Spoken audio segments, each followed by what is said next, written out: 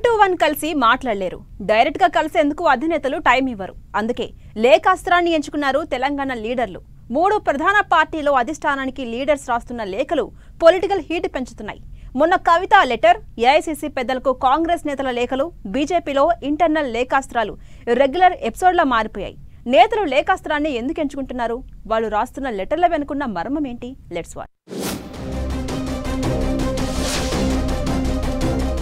ఆ 3 పార్టీల్లో అగ్రనేతలకు లీడర్ల లేఖాస్త్రం.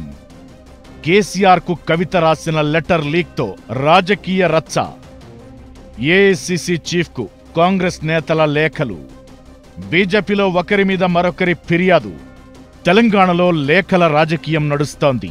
సాధారణంగా అధికార పార్టీలో ఉన్న నేతలకు ప్రతిపక్ష నేతలు బహిరంగ లేఖలు రాస్తుంటారు. ముఖ్యమంత్రికి, మంత్రులకు ప్రతిపక్ష పార్టీలు ఓపెన్ లెటర్స్ రాయడం, మీడియా హైలైట్ అవ్వడం కామన్. కానీ తెలంగాణలో ఇప్పుడు నయా ట్రెండ్ నడుస్తోంది. సొంత పార్టీ నేతలే ఆయా పార్టీల అధినేతలకు లేఖలు రాస్తున్నారు. అధికార పార్టీ, ప్రతిపక్ష పార్టీ అనే తేడా లేకుండా అన్ని పార్టీల నేతలు వారి పార్టీలో ఉన్న సుప్రీం నేతలకు లేఖాస్త్రాలు సంధిస్తున్నారు. ఈ లేఖల్లో విమర్శల కంటే ఎక్కువగా ఆవేదన, తమకు జరుగుతున్న అన్యాయంపైనే గళమెత్తుతున్నారు నేతలు. తమ పార్టీల్లో లోటుపాట్లు, క్యాడర్ ఎదుర్కొంటున్న ఇబ్బందులను వివరిస్తూ అగ్రనేతలకు బీఆర్ఎస్, కాంగ్రెస్, బీజేపీ నేతలు లేఖలు రాస్తుండటం ఇంట్రెస్టింగ్ గా మారింది. బీఆర్ఎస్ ఎమ్మెల్సీ కవిత తన తండ్రి అధినేత కేసీఆర్ కు రాసిన లేఖ తెలంగాణ పాలిటిక్స్ లో కాక రాజేసింది. డియర్ డాడీ అని సంభాషిస్తూ పార్టీలో జరుగుతున్న విషయాలను అంశాల వారీగా కేసీఆర్ కు వివరిస్తూ లేఖ రాశారు కవిత. బీఆర్ఎస్ రజతోత్సవ సభలో తాను గుర్తించిన విషయాలను పాజిటివ్, నెగటివ్ గా కేటగరైజ్ చేసి మరీ కేసీఆర్ కు లేఖ రాశారామె. పార్టీలో లోటుపాట్లు, క్యాడర్ చర్చించుకుంటున్న అంశాలను కవిత తన లేఖ ద్వారా కేసీఆర్ దృష్టికి తీసుకెళ్లారు. ఈ లేఖ ఇప్పుడు తెలంగాణ పాలిటిక్స్ లో హాట్ టాపిక్ గా మారింది.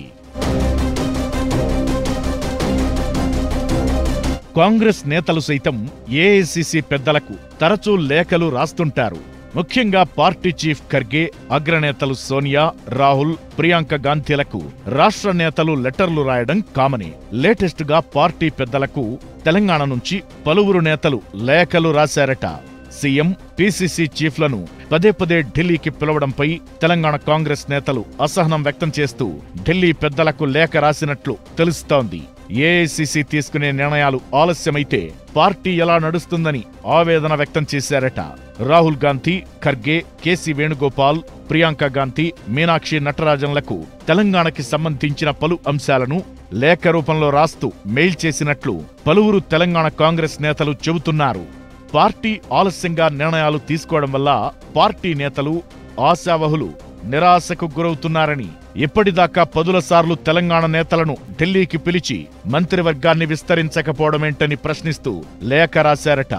పార్టీ కమిటీలను ఆలస్యం చేస్తే గ్రేటర్, స్థానిక ఎన్నికలపై ఎఫెక్ట్ పడుతుందని, ప్రభుత్వం ఏర్పాటై 17 నెలలు దాటినా కార్పొరేషన్ చైర్మన్లను ప్రకటించకపోవడం పట్ల కూడా లేఖలో అసంతృప్తి వెళ్లగక్కారట. ప్రభుత్వం ఏర్పాటైన మొదట్లోనే కార్పొరేషన్, నామినేటెడ్ పోస్టులు భర్తీ చేస్తే ఇప్పటికే చాలా మందికి అవకాశం వచ్చేదని లేఖలో పేర్కొన్నట్టు సమాచారం. ఇక కేంద్రంలో అధికారంలో ఉన్న బీజేపీ పెద్దలకు కూడా రాష్ట్ర బీజేపీ నేతలు తరచూ లేఖలు రాస్తుంటారు. కాకపోతే బీజేపీ నేతలు రాసే లేఖలు బయటికి రావు. అధ్యక్షుడి ఎంపిక విషయంలో ఒకరి మీద మరొకరు అధిష్టానంకు ఇంటర్నల్ గా లేఖలు రాసిన సందర్భాలు ఉన్నాయి. అంతేకాదు, ఆయనకు ప్రెసిడెంట్ పోస్ట్ ఇస్తే ఈ నష్టమని, ఈయనకు పదవి కోసం ఆ నష్టమని అన్ని లేఖల్లోనే వివరించారట కమలం లీడర్లు. రాజాసింగ్ లాంటి నేతలైతే తాను పార్టీ హైకమాండ్ కు చెప్పాల్సిన విషయాలను సోషల్ మీడియాలోనే పెడుతున్నారు. మొత్తం మీద తెలంగాణలో అన్ని ప్రధాన పార్టీల్లో లేఖాస్త్రం ట్రెండింగ్ లో ఉంది. అన్ని పార్టీల్లో ఇప్పుడు ఇదే ట్రెండ్ నడుస్తోంది.